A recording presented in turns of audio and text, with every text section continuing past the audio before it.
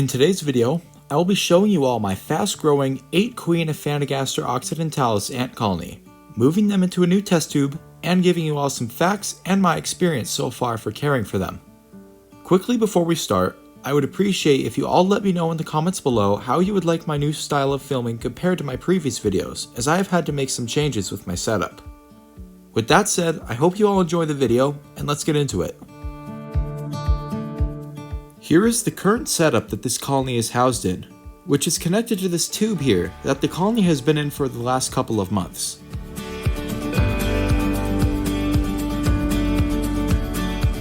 The outworld that this colony is attached to has a detachable lid and a smaller lid on top of the lid, which allows for me to feed them without any escapees due to the small opening.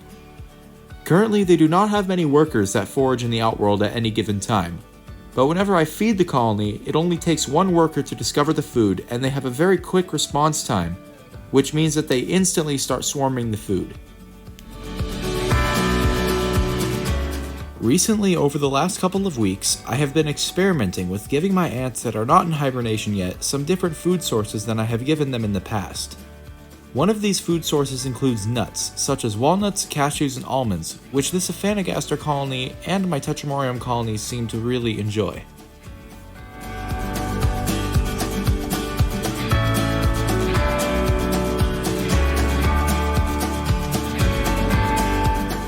Here in this shot, I gave my ants some crushed cashews, which seemed to be their preference.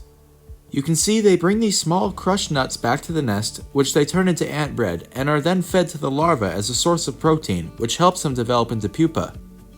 Because of how positively these ants are responding to their new protein source, this colony, as well as my Tetramorium colony, which will be featured in my next video, are all about to have a population boom.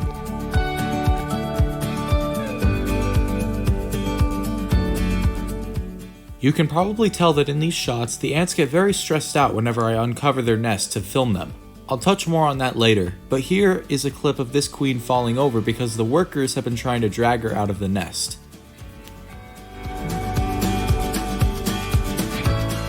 Here I managed to catch a clip of the larvae feeding themselves from these nuts that the workers have dragged into the nest. For any new ant keepers out there keeping Aphaenogaster or Tetramorium, I would highly recommend you feeding them nuts as some of their early on food sources.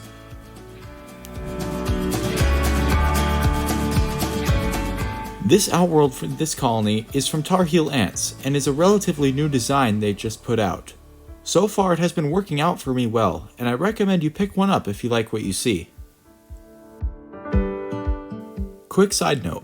My recent posting schedule on the channel has been sporadic because this year has been especially busy for me so far, but I plan on getting back to more frequent videos.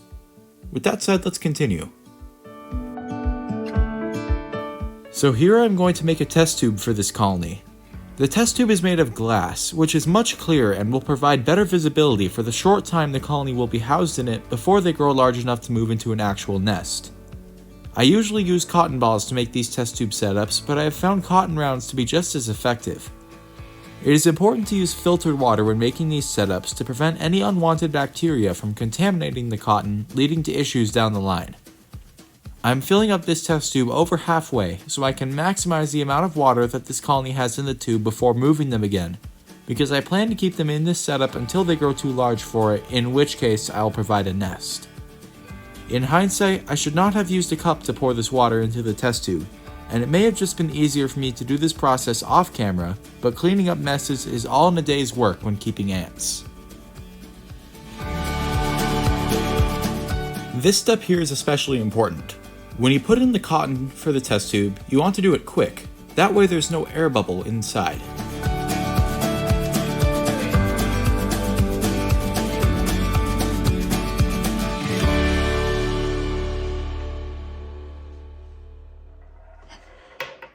Now that was a close call.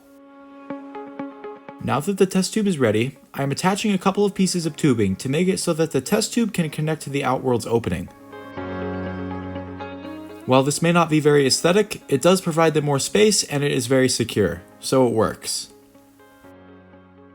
Since there is another entrance to the outworld, I don't have to touch the old nest. I can just take out the cotton of the new section, put the test tube in, and wait and see what happens.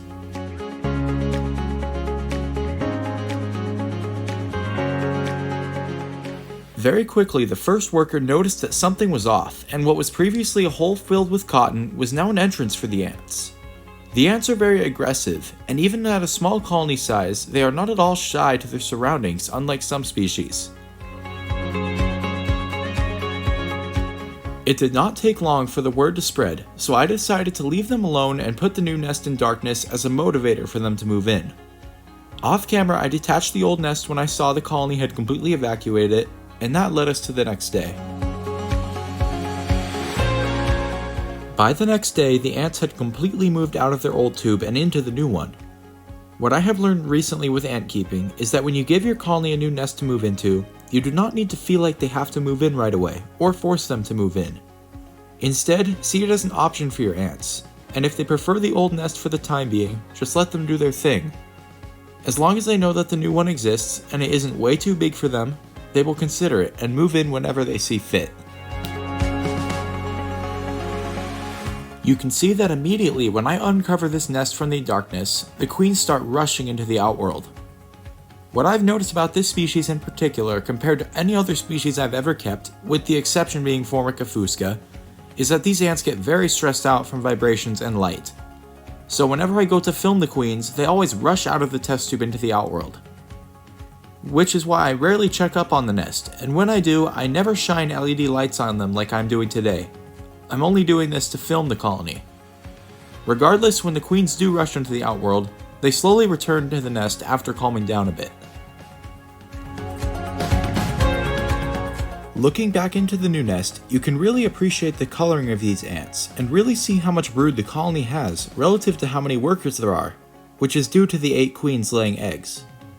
As long as the colony keeps on this path they are on, and I keep feeding them their favorite nuts, they will outgrow this setup very quickly. This test tube will give them the space they need to grow into a bigger colony. And I'm hoping that I'll be able to move them out of this nest before winter and into an actual formicarium. I've noticed that this species, as well as Tetramorium immigrans, do not slow down as easily as other ants, so they can go a bit longer before you need to hibernate them. But I still think they should be hibernated at some point.